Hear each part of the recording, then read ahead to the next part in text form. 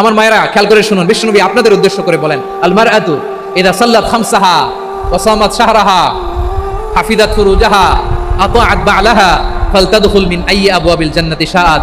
বিশ্বনবী বলেন, ও রমণীরা, ও নারীরা, যে সমস্ত নারী এই 4টা কাজ করবে, এই 4টা কাজের গ্যারান্টি দিবে, তাদেরকে জান্নাতের 8টা দরজার গ্যারান্টি দেয়া হবে। কি 4টা কাজ? 1 নাম্বার, আল মারআতু ইযা সাল্লাত খামসাহা, যে নারী 5 ওয়াক্ত নামাজ পড়ে। কি করে?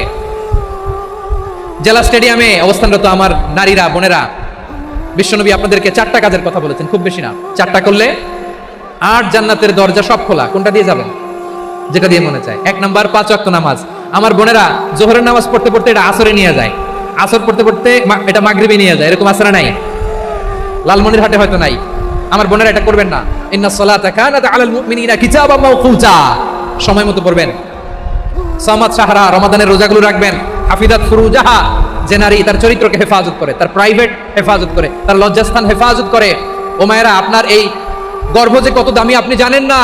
আপনার এই গর্ভ থেকে জন্মাবে আগামীর সালাহুদ্দিন আল আইয়ুবী। আপনার গর্ভ থেকেই জন্মাবে ইমাম আল মাহদি আল মুনতাদার। আপনার পেট থেকে জন্মাবে আবু সাইদের মতো বীর সৈনিক। আপনার পেট থেকে জন্মাবে মুগ্ধের মতো বীর মুজাহিদ। আপনি জানেন না কে আসবে আপনার পেট থেকে। সময়টাকে কাজে লাগান, ইসলামকে বোঝেন, মানেন, আমাদের ইসলামিক লেকচারগুলো শুনেন, আমরা যে বার্তাগুলো, ইনস্ট্রাকশনগুলো, দিক নির্দেশনাগুলো আপনাদের খেদমতে রাখি, এগুলো মেনে চলুন। আপনিই পারেন আপনার ঘরটাকে জান্নাতের টুকরা বানাতে।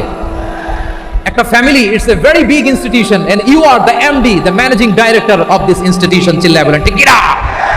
চাইলেই পারেন ঘরটারে জান্নাতের টুকরা বানাতে। 5 ওয়াক্ত সালাত, রমাদানের রোজা, নিজের চরিত্রের হেফাজত, ওয়া আতাআত বা'লাহা, স্বামীর আনুগত্য। এটাতে অনেকে ভুল করে থাকে। হায় রে আমার বোনেরা, স্বামীর আনুগত্যকে এটা নিজের অপমান মনে করবেন না। আপনার স্বামী আপনার সবচেয়ে বড় গার্ডিয়ান, তিনি আপনার সবচেয়ে ভালো চায়। নারী কখনো গার্ডিয়ানশিপের বাইরে থাকতে পারে না। হয় আপনি বাবার গার্ডিয়ানশিপের ভেতরে, বাপ না থাকলে ভাই আপনার গার্ডিয়ান, ভাই না থাকলে চাচা গার্ডিয়ান, বিয়ের পরে আপনার স্বামী আপনার গার্ডিয়ান। শরিয়া সম্মত স্বামীর আদেশগুলো আপনি মেনে চলবেন, কিন্তু শরিয়া বিরুদ্ধ কোনো আদেশ মানতে আপনি বাধ্য নয়। আওয়াজ করে বলুন সবাই ঠিক কিনা? এই 4টা কাজ যদি কোনো নারী করে, বিশ্বনবী বলেন জান্নাতের 8টা দরজা খোলা। তোমার যেটা দিয়ে মনে চায় সেটা দিয়ে জান্নাতে তুমি এন্ট্রি নিতে পারবা। বিশ্বনবীর বয়স তখন প্রায় 51 বছর। কত বছর? বিশ্বনবীর সবচেয়ে কাছের মানুষ খাদিজা রাদিয়াল্লাহু তাআলা আনহা ইন্তেকাল করেছেন। বিশ্বনবী বড্ড কষ্ট পেলেন, হৃদয়টা ভেঙে খান।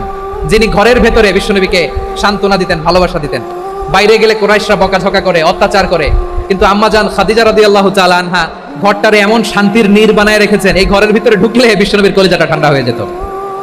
এজন্য রব্বুল আলামিন বলেন, খাদিজা, ও আমার বান্দি খাদিজা, জান্নাতে এমন স্পেশাল একটা ঘর আমি তোমার জন্য রেডি করে রেখেছি। ওই ঘরের মধ্যে কোনো আওয়াজ নাই, ওই ঘরের মধ্যে কোনো নয়েজ নাই, ওই ঘরে কোনো বিশৃঙ্খলা নাই। কারণ মক্কার জমিনে আমার নবী কুরাইশদের বিশৃঙ্খলা, নয়েজ আর ঝামেলাগুলোকে উপেক্ষা করে যখন তোমার ঘরের ভিতরে ঢুকতো, ঘরটারে তুমি শান্তির নীড়, ঠান্ডা, নীরব, নিস্তব্ধ, নিঝুম আর শান্তির নীড় বানিয়ে রেখেছো। এজন্য জান্নাতে স্পেশাল একটা শান্তির নীড় আমি তোমারে উপহার দেব।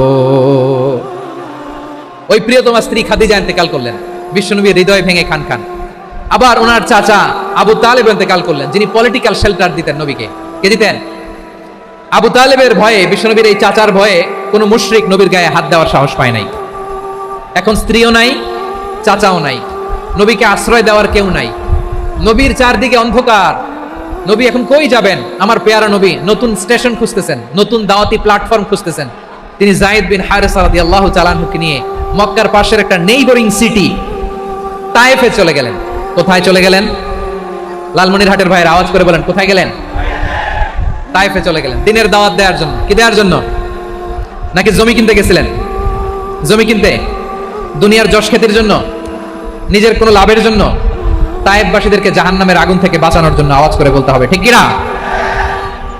বিশ্বনবী বিশাল মরুপথ, পাহাড়ি পথ পাড়ি দিয়ে তায়েফের মরুজমিনে গেলেন কোরআনের দাওয়াত নিয়ে, ইমানের দাওয়াত নিয়ে। কিন্তু তায়েফের লোকেরা বিশ্বনবীর দাওয়াতকে শুধু প্রত্যাখ্যান করেই থামে নাই, তারা বিশ্বনবীর সাথে অত্যন্ত খারাপ আচরণ করেছে। বিশ্বনবীকে শারীরিকভাবে হেনস্থা করেছে, আমার নবীকে শারীরিকভাবে অত্যাচার করেছে, আমার প্যারা নবীর গায়ে পাথর মেরেছে, বিশ্বনবীর গা বেয়ে ঝরঝর করে রক্ত ঝরেছে, নবী জামিনের মধ্যে লুটিয়ে পড়েছেন, আবার মেরেছে। আবার নবী হাঁটতে শুরু করলেন, পেছন থেকে আবার মেরেছে, আবার নবী রক্তাক্ত হয়ে জামিনের মধ্যে লুটিয়ে পড়লেন, আবার মেরেছে। বিশ্বনবীর মতো এত সুশ্রী মানব, বিশ্বনবীর মতো এত শুভ্র মানব, বিশ্বনবীর মতো এমন চমৎকার দেহাবয়ব দিয়ে রব্বুল আলামিন কাউকে বানান নাই। এরকম চমৎকার মানুষটাকে তারা তায়েফের ওই জমিনে রক্তাক্ত করেছে। বিশ্বনবী দুনিয়ার কোনো স্বার্থের জন্য সেখানে যান নাই, নিজের কোনো লাভের জন্য, প্রাপ্তির জন্য যান নাই, তায়েফবাসীদের জাহান্নামের আগুন থেকে বাঁচাতে গিয়েছেন। ঠিক কিনা বলেন? খেয়ে না খেয়ে দিন প্রচারের কাজে নিজেকে দিয়েছ বিলিয়ে, তায়েফের কাফিরেরা চিনল না সে আলো, দুষ্ট ছেলেদের পিছু দিল লেলিয়ে। পাথরের আঘাতে ক্ষত বিক্ষত হয়ে সারা শরীর থেকে রক্ত ঝরে। হে রাসূল তোমাকে ভুলি আমি কেমন করে, হে রাসূল তোমাকে ভুলি আমি কেমন করে। পারেন না আপনারা?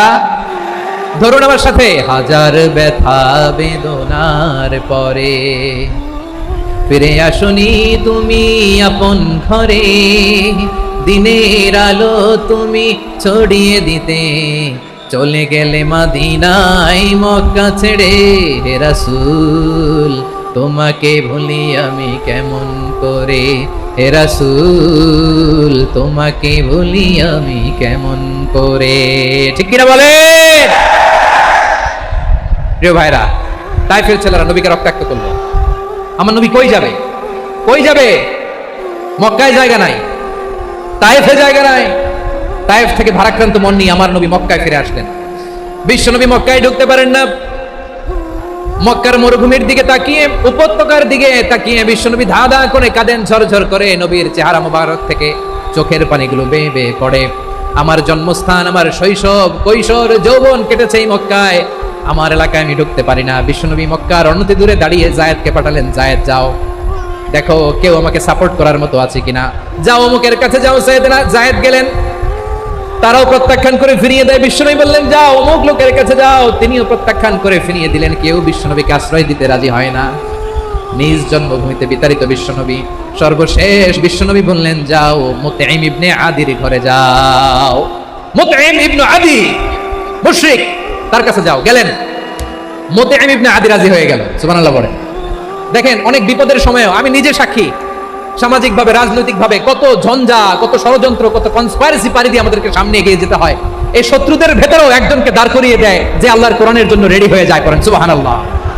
মুতঈম ইবনে আদি, আল্লাহ তার মনকে নরম করে দিলেন। মুতঈম বলে, মুহাম্মদ আমি তোমাকে আশ্রয় দিব। তার দুই ছেলেকে পাঠালেন, যাও খোলা তলোয়ার নিয়ে, স্কট দিয়ে, গার্ড অফ অনার দিয়ে মুহাম্মদকে মক্কায় ঢুকাও, আর বলো আমি আমান দেব। আমান কি দিব? আমান মানে সিকিউরিটি, নিরাপত্তা। সিকিউরিটি ছাড়া, আমান দেওয়া ছাড়া কেউ থাকতে পারতো না মক্কায়। দুই ছেলে বিষ্ণু ইসা ইসলামকে নিয়ে আসলো। নবী কাবার চারদিকে তাওয়াফ করলেন, নামাজ পড়লেন। আবু জাহেল, উতবা, শাইবা, ওয়ালিদ ইবনে মুগীরা সবাই দেখে, কেউ কিছু করতে পারে না। কারণ মুতঈম ইবনে আদি ঘোষণা দিয়েছেন আমি মুহাম্মদকে আমান দিয়েছি, মুহাম্মদের গায়ে যেন কেউ স্পর্শ না করে। আওয়াজ করে পড়েন সুবহানাল্লাহ। নবীর এই বিপদকালে মুহূর্তে মুতঈমের হৃদয়টারে নরম করে দিল কে? আচ্ছা, লালমনিরহাটের ভাইরা বলেন, এই মুতঈম কি মুসলিম ছিল না মুশরিক? সবাই বলতে হবে মুসলিম না মুশরিক?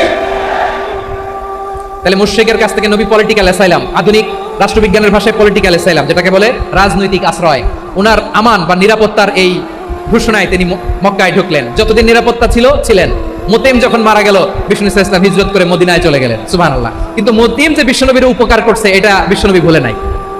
আমাদের অনেকে আছে উপকার করার পরে আর খেয়াল থাকে না, খাওয়ার পরে গলা দিয়ে নামলে আর খেয়াল থাকে না। এরকম আছে না নাই? আমার নবী ভুলে নাই। বদরের প্রান্তরে 70 জন কাফেরকে যখন বন্দী করে বিশ্বনবীর সামনে হাঁটু গেড়ে দাঁড় করানো হলো, বসানো হলো, 70 জন কাফের। কয়জন? বিশ্বনবী তাদের দিকে তাকিয়ে বললেন, সহিহ বুখারীর বর্ণনা, লাউ কানাল মুতঈম ইবনে আদি হাইয়ান সুম্মা কাল্লামানি হাউলাই নাতনা লা তারাকতুহুম লাহু। বদরের প্রান্তরে 70 জন বন্দী কাফেরের দিকে তাকিয়ে আমার নবী বললেন, আজকে মুতঈম ইবনে আদি যদি বেঁচে থাকতো আর তোমাদের 70 জনের ব্যাপারে যদি মুতঈম এক বাক্যে একটা সুপারিশ করতো, তার সম্মানে আজকে তোদের সবাই আমি মাফ করে দিতাম। সুবহানাল্লাহ। নাই ওই যে চিল্লাচিল্লি যে কথা বোঝে নাই, কোন জিনিস মিস করছে ওরা নিজেরাও বোঝে নাই। বিশ্বনবী মুতঈমের এই সাহায্যের কথা বলে নাই। 70 জন মুশরিক হাঁটু গেড়ে বসা, নবী চাইলে এখনই এক্সিকিউশন অর্ডার দিতে পারে। তিনি বললেন আজকে যদি মুতঈম বেঁচে থাকতো আর মুতঈম যদি তোদের জন্য সুপারিশ করতে, এই আবর্জনাগুলোর ব্যাপারে সুপারিশ করতে, আমি মুহূর্তেই তোদেরকে এমনি মাফ